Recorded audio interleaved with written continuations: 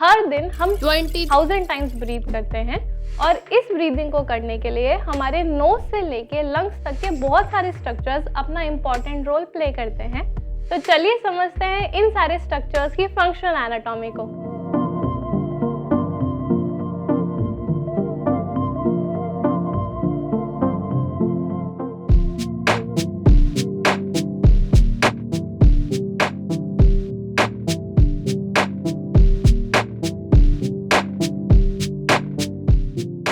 Hello everyone, welcome back to your favorite YouTube channel Know Thyself with me Dr. समृद्धि सचदेव और आज हम पढ़ेंगे the physiological anatomy of respiratory system. Respiration एक ऐसा process है जिसमें आप ऑक्सीजन को एनवायरनमेंट से लंग्स के अंदर लेते हैं और उसके बाद में उसको प्रोसेस करके CO2 के फॉर्म में वापस एनवायरनमेंट में रिलीज कर देते हैं। रेस्पिरेशन बेसिकली दो फेजेस में डिवाइडेड होता है। पहला होता है इंस्पिरेशन, यानी कि आपने ऑक्सीजन या एयर को अंदर ब्रीथ करा, और दूसरा होता है एक्सपायरेशन, यानी कि आपने जो भी CO2 एक्यूमुलेट करी थी वो लंग से बाहर वापस एटमॉस्फेयर में रिलीज कर दी। इसी इंस्पिरेशन और एक्सपिरेशन को मिलाकर एक साथ रेस्पिरेशन बोला जाता है। एक्चुअली में 1 मिनट के अंदर आप जितनी बार रिस्पायर करते हैं उसी को रेस्पिरेटरी रेट बोलते हैं। एक हेल्दी अडल्ट के अंदर 12 से 16 टाइम्स रेस्पिरेशन होता है 1 मिनट के अंदर, जबकि एक न्यू बॉर्न के अंदर ये रेस्पिरेशन रेट 30 से 60 पर मिनट हो जाती है। लेकिन रेस्पिरेशन का मतलब सिर्फ ये नहीं है कि आपने इंस्पायर करा और एक्सपायर कर दिया। एक्चुअली में रेस्पिरेशन एक सीक्वेंस ऑफ इवेंट्स है, यानी कि इसमें बहुत सारे इवेंट्स इन्वॉल्व है। सबसे पहला इवेंट होता है आप लंग्स के अंदर एयर लेते हैं एटमॉस्फेयर से। दूसरा होता है लंग्स उस एयर को ब्लड के अंदर डालते हैं, फिर ब्लड उसको ट्रांसपोर्ट करवाता है, ट्रांसपोर्ट करवा के टिश्यू के पास लेके जाता है, टिश्यू उसमें से ऑक्सीजन एक्सट्रैक्ट करता है, मेटाबॉलिज्म करता है और फिर CO2 वापस ब्लड में डिस्चार्ज कर देता है। फिर ब्लड उस डिस्चार्ज CO2 को लेके आता है लंग्स के पास और लंग्स उस CO2 को वापस एटमॉस्फेयर में रिलीज कर देते हैं। इस पूरे प्रोसेस को एक्चुअली में रेस्पिरेशन बोला जाता है। स्टूडेंट्स वाइवा में बहुत बार ये गलतियां करते हैं कि व्हाट इज रेस्पिरेशन, एक्सटर्नल पूछता है, हम सांस अंदर लेते हैं, हम सांस बाहर लेते हैं, ये रेस्पिरेशन हो जाता है, जबकि ऐसा नहीं है। रेस्पिरेशन पूरा इवेंट्स का एक सीक्वेंस है जो अकम्प्लिश करने के लिए बॉडी काम करती है और उसी को हम रेस्पिरेशन डिफाइन करते हैं। तो जब आप रेस्पिरेशन को डिफाइन करते हो तो it is a process of exchanging gases between body and the environment and subsequent utilisation of oxygen by cells to produce energy, यानी कि सिर्फ आपको ऑक्सीजन अंदर लेनी या CO2 बाहर नहीं छोड़नी है, उस ऑक्सीजन को यूटिलाइज करके सेल एनर्जी बनाएगा। इस पूरे प्रोसेस को आप रेस्पिरेशन डिफाइन करते हैं और इसी के बेसिस पे रेस्पिरेशन 2 टाइप्स का हो जाता है। पहला होता है एक्सटर्नल रेस्पिरेशन, जहां पे गैसेस का एक्सचेंज हुआ बिटवीन लंग्स एंड ब्लड, और दूसरा होता है इंटरनल रेस्पिरेशन, जो होता है आपके सेल के या टिश्यू के लेवल पे, जहां पे एक्सचेंज ऑफ गैसेस होता है between blood as well as tissues. अब हम नेक्स्ट समझेंगे various parts of respiratory tract को। उसको समझने के लिए हमने ये डायग्राम लिया है from the book essentials of medical physiology by Prema Sembulingam and K Sembulingam. Respiratory tract start होता है 2 ओपनिंग से। पहली होती है आपकी नोज से एयर एटमॉस्फेयर से होके जाती है नेजल कॉन्चाई में और नेजल कॉन्चाई से जाती है नेजोफेरिंक्स में। वहीं पे जब आप माउथ की बात करते हैं तो माउथ से एयर आती है बकल कैविटी में और बकल कैविटी से जाती है ओरोफेरिंक्स में।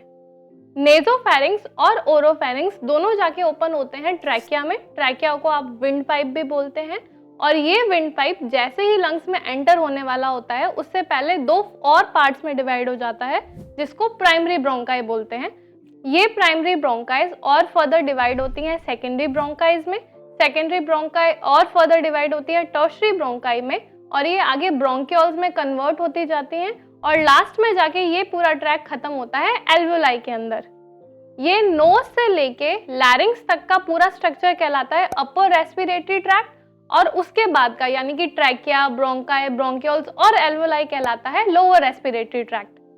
अब हम नेक्स्ट समझेंगे लंग्स की कवरिंग के बारे में। लंग्स की कवरिंग को प्लूरा बोलते हैं और प्लूरा बायलेयर सीरस मेम्ब्रेन होती है। बायलेयर का मतलब इसमें 2 लेयर्स होगी। 2 लेयर्स कौन सी होती है? अंदर की तरफ की जो लेयर होती है उसको विसरल प्लूरा बोलते हैं और बाहर की तरफ की जो लेयर होती है उसको पैराइटल प्लूरा बोलते हैं। पैराइटल प्लूरा अटैच होती है थोरैसिक कैविटी से, जबकि विसरल प्लूरा अटैच होती है लंग्स से।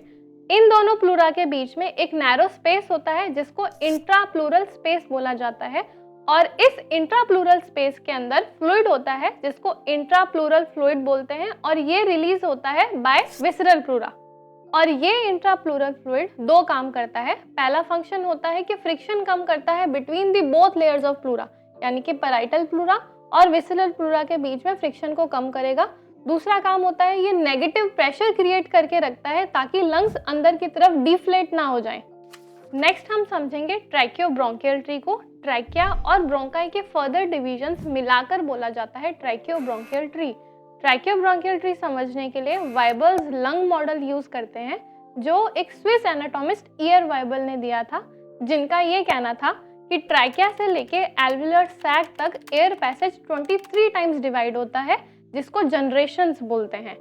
Trachea being the zero generation, उसके बाद में जो प्राइमरी ब्रोंकाई आती है उसको फर्स्ट जनरेशन बोला गया, सेकेंडरी ब्रोंकाई को सेकेंड जनरेशन बोला गया, और लास्ट 23rd जनरेशन आती है एल्वियोलाई।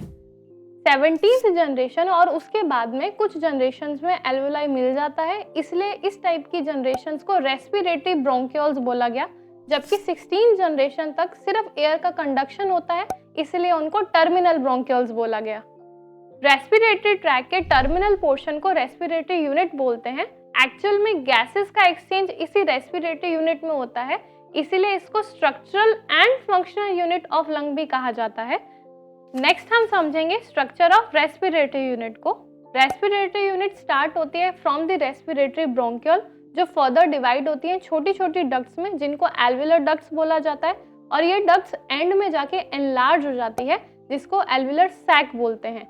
एल्वियुलर सैक एक्चुअली में क्लस्टर ऑफ एल्वियोलाई होता है, यानी कि बहुत सारी एल्वियोलाई से मिलकर एक गुच्छा बनाया गया, जिसको एल्वियुलर सैक बोलते हैं। और इस सैक के अंदर स्पेस होती है जिसको एंट्रम बोलते हैं। तो बेसिकली रेस्पिरेटरी यूनिट में 5 चीजें आई।